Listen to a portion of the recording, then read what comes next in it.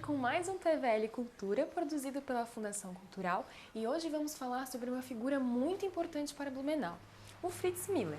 E, bom, nenhum lugar melhor do que o Museu Fritz Miller. E hoje convidamos a educadora ambiental, Mabeli Espíndola, para falar um pouco sobre o museu, que inclusive comemora 78 anos. Seja muito bem-vinda, Mabeli. Obrigada, é um prazer estar aqui com vocês e poder falar do Fritz Miller e do museu. Que bom. Bom, antes de qualquer pergunta, eu acho que tu deverias falar da importância da comemoração dos 78 anos do museu. Bom, quando a gente fala em 78 anos do Museu Fritz Miller, me vêm algumas palavras, assim como continuidade. Né? É como se a Fundação Municipal do Meio Ambiente desse continuidade, a Prefeitura, dentro das suas políticas, desse longevidade ao trabalho que Fritz Miller realizou. Até porque internacionalmente esse trabalho é atualíssimo ainda. Você abre um livro de biologia e você vê os trabalhos do Fritz Miller, pautando teorias, pautando regras, né, que são usadas na biologia moderna. Então, 78 anos de museu significa exatamente isso, continuidade de cultura, história e meio ambiente para a nossa cidade. Legal. E para blumenauense ou turista que nunca visitou o museu, o que compõe o acervo? O acervo é composto de peças de história natural, ou seja, animais e plantas, né, que são conservados em meio líquido ou em meio seco. Como esse que nós estamos aqui nessa sala, os animais taxidermizados ou empalhados, como era dito antigamente.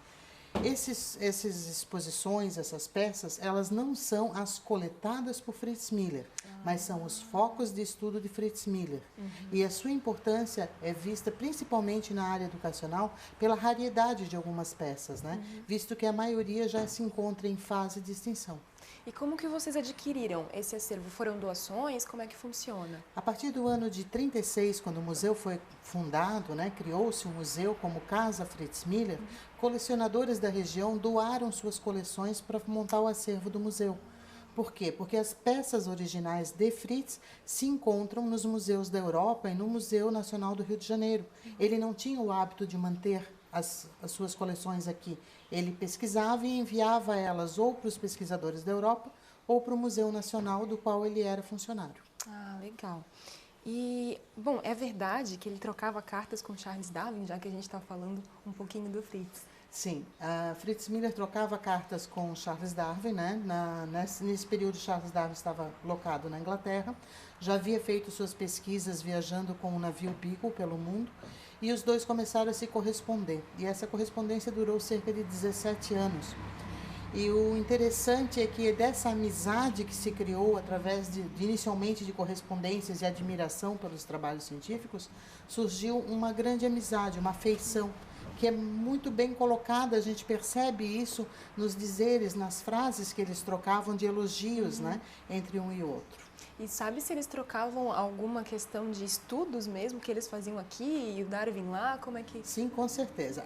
Era muito comum Darwin se colocar, né, se reportar a Fritz Miller para perguntar sobre determinada situação dentro de um estudo técnico de botânica ou de fauna. E aí Fritz Miller ia a campo, estudava essa questão que Darwin tinha lhe perguntado e remetia a resposta, né, a qual Darwin ficava maravilhado com a clareza dos dados, o conteúdo e a precisão. Fritz Miller é conhecido pela precisão dos seus trabalhos, tanto assim que até hoje nenhum deles foi refutado. E no livro A Origem das Espécies, você vê Darwin citar Fritz Miller 16 vezes. Olha só. Né? Então, assim, a gente tem a honra de ter um dos maiores livros da Revolução Biológica que cita um blumenauense 16 vezes. Né? É mais ou menos assim, segundo os estudos de Fritz Miller, Darwin fica colocando, sabe, através dos estudos de Miller. É bem interessante, assim, é um orgulho pra gente. Bom, já que estamos falando de um blumenauense, conta pra gente qual que é a importância para a cidade ter uma figura como o Fritz Miller sendo uma figura histórica pra gente. Bom, hoje você vai numa universidade que trabalhe com qualquer área relacionada à história natural, à biologia moderna, né? E você fala em Fritz Miller, os estudiosos conhecem, porque, como eu disse, nenhum trabalho foi refutado e é base da biologia moderna. E, além disso, Fritz Miller está sendo considerado o maior biólogo do mundo da sua época, né? Então, ele é uma figura internacionalmente conhecida. E isso, para Blumenau, é um motivo de orgulho. É uma das pessoas com um nível intelectual mais altos que a cidade já teve. Um homem super à frente do seu tempo, né? Bom, vamos falar um pouquinho do museu. Para quem quer visitar, como que acontece? Horário de funcionamento, se tem que pagar alguma coisa ou não? Não, a visitação ela é aberta ao público de um modo geral. Não há necessidade de cobrança de ingresso, tá? E grupos maiores a gente solicita o agendamento, porque como é a casa que ele morou, as salas são muito pequenas, né? Então a gente solicita agendamento de escolas e grupos de turistas maiores. A visitação espontânea não há necessidade de agendar. Os horários de segunda a sexta ficam em horário comercial, das 8 da manhã às 5h30 da tarde. E sábados e domingos e feriados a gente trabalha no atendimento das 10 às 4 da tarde. O endereço, tu consegues passar para mim? Nós estamos na Rua Itajaí, no bairro Vosta, na entrada da cidade, quem vem do litoral, e no número 2195. Bom, uma história minha, eu vim aqui quando era muito pequena com a escola para ir visitar. E no final de semana dizia, mãe, pai, vamos lá visitar o museu. Isso acontece aqui também? Sim, isso é bem frequente. O aluno vem com a escola, né, durante a semana, naquela programação do projeto educacional do colégio, e no final de semana ele retorna com os pais. Ele traz o pai, a mãe, a tia, né? Vem a família no museu. Isso é bem interessante e muito proveitoso, porque a gente vê a capacidade que a criança tem de fazer com que haja mudança de hábito, né? Tanto da família frequentar ambientes como esse, quanto de trazê-los para conhecer a realidade desse museu. Bom, pode ser um programa de família também, então, não é mesmo? Bom, e me conta uma curiosidade sobre a vida do Fritz Miller, que tu acha que é importante compartilhar com a gente. Além do seu lado científico, eu acho bem interessante a questão do caráter, tá? Da vivência irretocável dele em relação às suas posturas vivenciais do dia a dia. Ele era um homem totalmente desprovido e alforriado dos ditames, das regras rígidas que a sociedade de sua época impunha, tanto da sociedade quanto da religião. Ele não se deixava dominar por essas regras e ele era extremamente fiel àquilo que ele acreditava. Isso é um traço de Fritz Miller que também é lembrado de maneira internacional pelas comunidades que conhecem a sua história. Legal, a gente vai para o intervalo rapidinho e já voltamos para conversar mais um pouquinho com a Mabeli.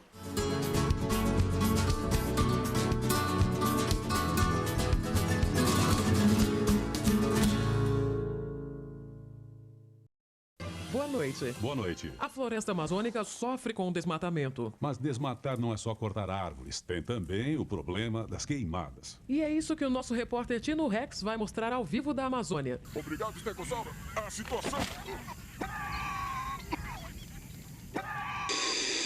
Cobre dos governantes o fim do desmatamento na Amazônia. Aproveite enquanto você ainda pode fazer muito pela sua espécie. Boa noite. Boa noite.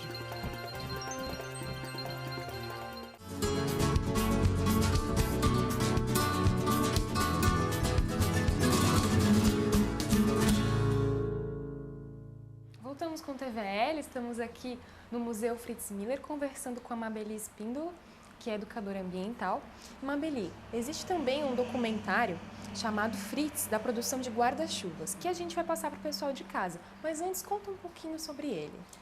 Esse filme ele retrata de uma maneira romanceada o final da vida de Fritz Miller. Seria o Fritz no seu leito de morte, se reportando aos seus estudos, às suas realizações, né, dentro das suas pesquisas nas margens aqui do rio Itajaí-Açu, na Floresta Atlântica. E o interessante é que vários pesquisadores retratam exatamente isso, os delírios de Fritz Miller, a preocupação que ele tinha com a sua pesquisa, nesse momento em especial, com as bromélias, com as orquídeas, que eram o foco de estudo desse período da sua vida, né? Então existem textos maravilhosos e o filme mostra isso com uma beleza plástica muito boa. Bom, então o pessoal de casa vai ficar agora com o filme, o TVL Cultura fica por aqui e nos vemos no próximo programa.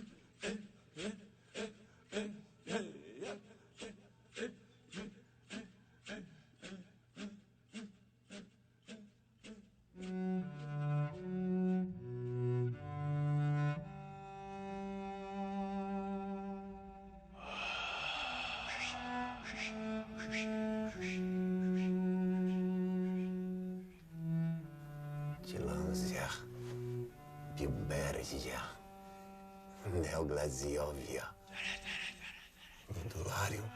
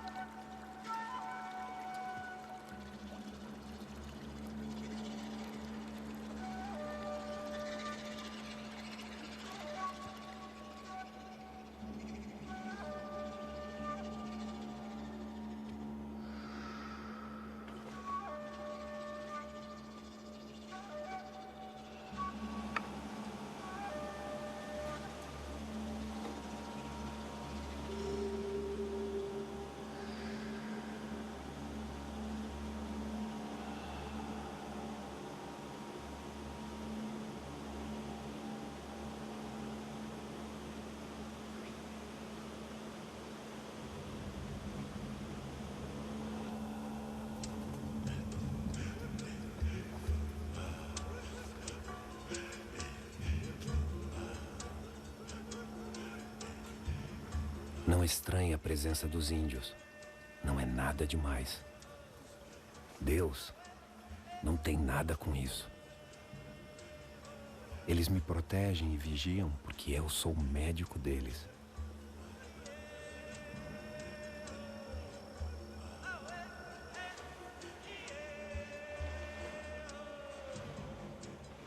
E o que procuro aqui, nessas matas, é só mais uma prova.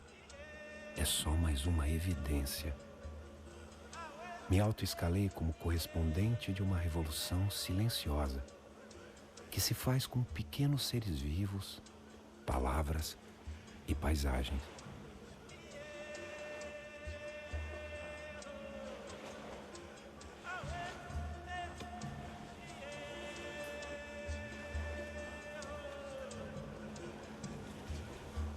É tudo muito simples. E, no entanto, vai além dos sonhos mais revolucionários da minha geração. Estou sozinho. Um território espiritual que ultrapassa as crenças dos índios nativos, dos colonos europeus e dos escravos africanos, habitantes desse estranho império tropical. Despido de qualquer sentimento mágico ou religioso, vou levando a revolução evolucionista adiante, em pleno paraíso.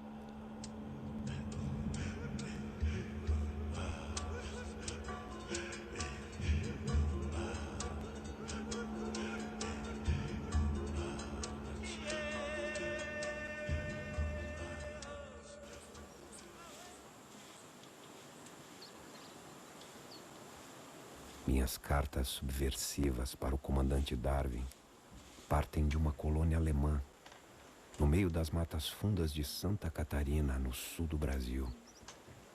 Vivo longe da vila, junto com minha mulher e minhas 9 filhinhas.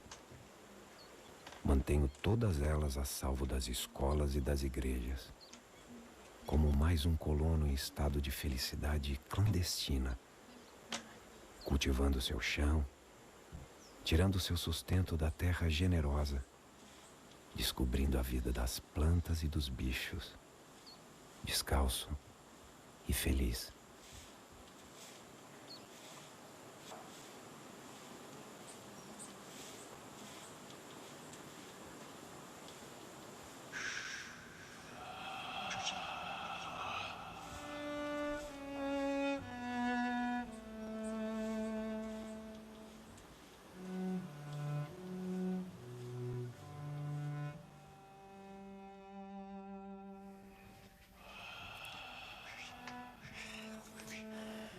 Você se parece com a sua mãe.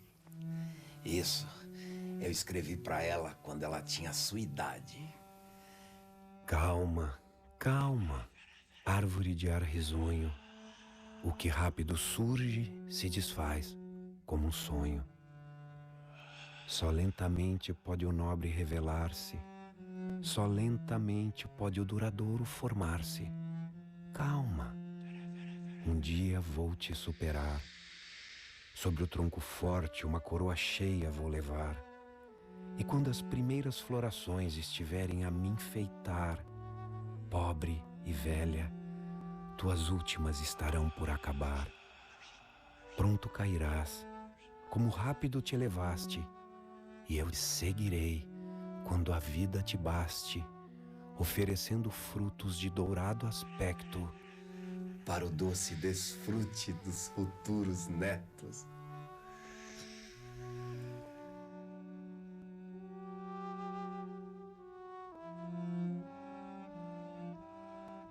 Quando, ainda na Alemanha, meu amigo Hermann Blumenau me convidou para viver em sua colônia brasileira, ele não fazia a menor ideia da dor de cabeça que estava arrumando. Não fazia ideia de que estava trazendo alguém que não comungava com o Deus que mantinha sua colônia em ordem. Por isso, depois de uns anos, acabou facilitando minha ida para longe do seu rebanho luterano, abrindo caminho para que eu lecionasse ciências no Liceu Provincial da capital catarinense, Nossa Senhora do Desterro.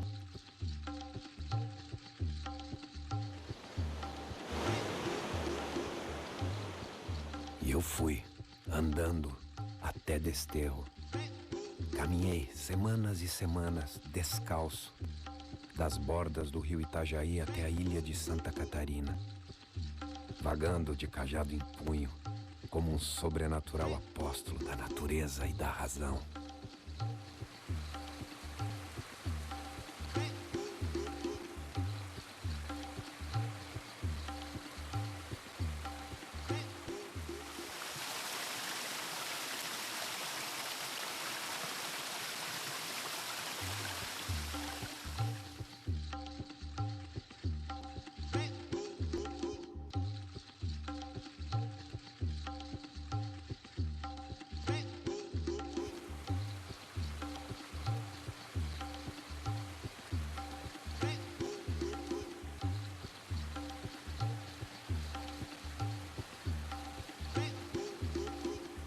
Foi bom para avançar nas minhas pesquisas a favor de Darwin, conhecendo melhor o mimetismo das borboletas e a evolução dos crustáceos nas praias da ilha de Santa Catarina.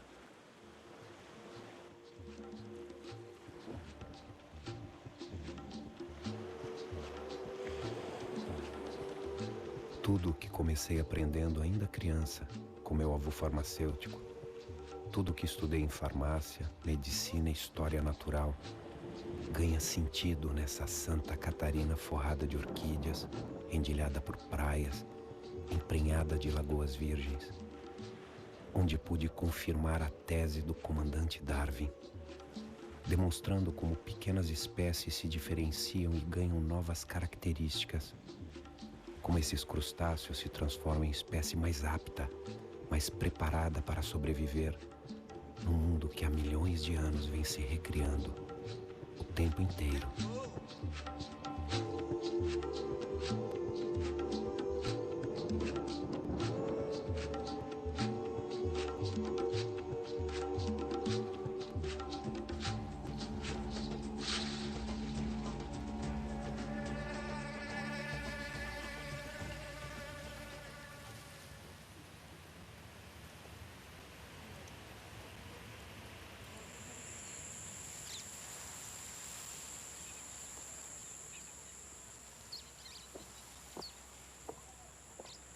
E assim fui vivendo e convivendo nesse Brasil enxertado de Alemanha, na diversidade de um mundo ainda semi-selvagem, evoluindo entre a natureza, a razão e a religião.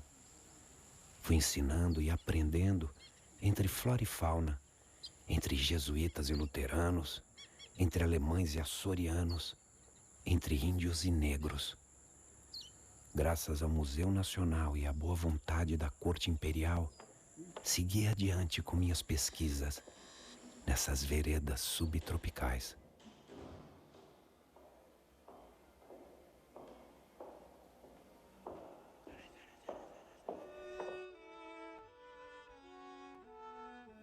Vivi tanto tempo na terra das preguiças que acabei incorporando pouco a pouco um pouco da natureza desses bichos. Compreendi como o clima e a falta de estímulos intelectuais e espirituais mexem com a gente.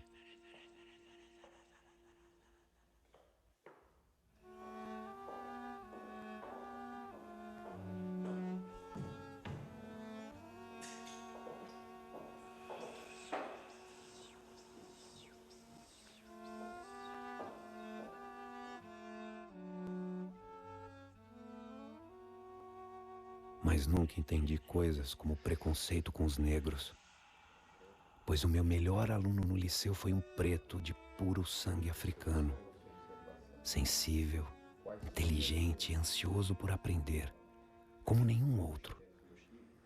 Mais uma prova de que o negro não tem nada de inferior ou irracional. Muito ao contrário, os mundos se abrem quando a gente quer aprender. É só observar, com paciência e paixão, como as borboletas imitam os beija-flores, como as formigas se dividem no trabalho, como os cupins desenham seus complicados ninhos,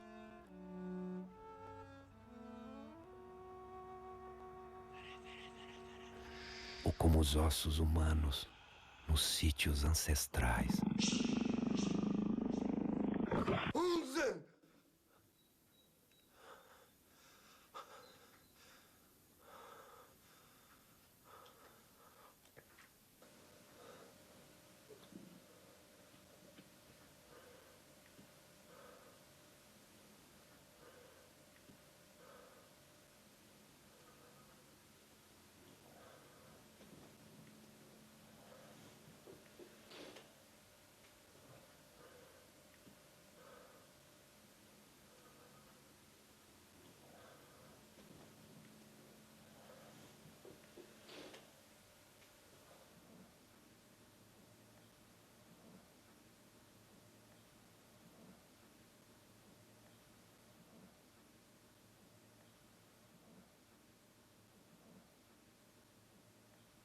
Herr Darwin, eu sempre sonhei ter na minha vida um ocaso sereno, na companhia da minha filha Rosa. A rosa em botão, crisálida entre luzes, foste a escolhida da tremenda ceifa. Ah, quando a vez primeira em meus cabelos senti teu hálito suave, quando em meus braços te cerrei ouvindo pulsar-te o coração ainda divino, quando fitei teus olhos sossegados, abismos de inocência e de candura.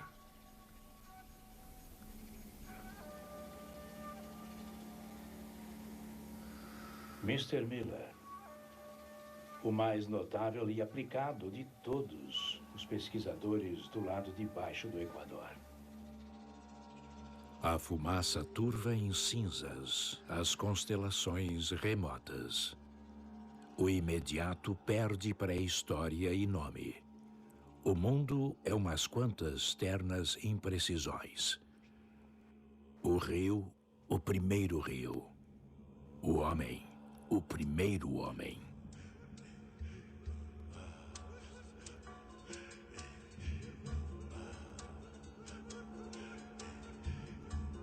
Eu vivi e aprendi com as matas mais exuberantes, entrecortadas por rios, acomodadas em vales deslumbrantes, sob o sol escaldante desses trópicos.